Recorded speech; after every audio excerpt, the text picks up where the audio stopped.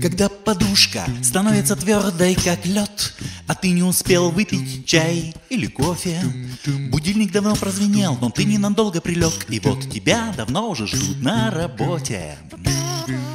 Ты ощущаешь, что надо бежать. В голове еще бродит вчерашняя джага-джага. Автобуса ждешь, как никого никогда не ждал. Наша жизнь — это стрессы, грехи и зарплата. На работу!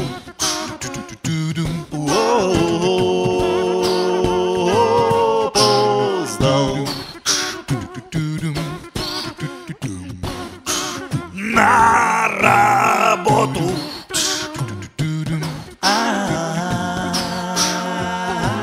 Опять опоздал.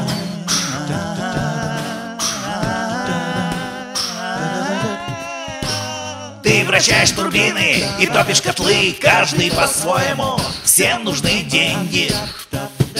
Но к вечеру после работы затянуты гайки-болты. Ты идешь до ближайшей аптеки.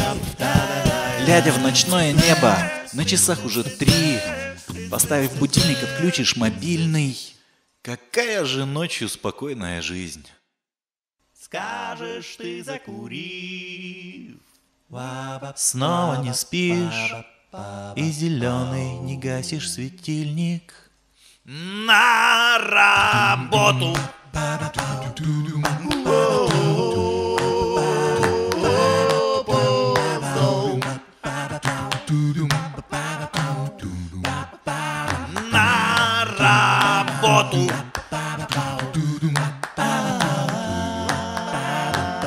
Опять опоздал.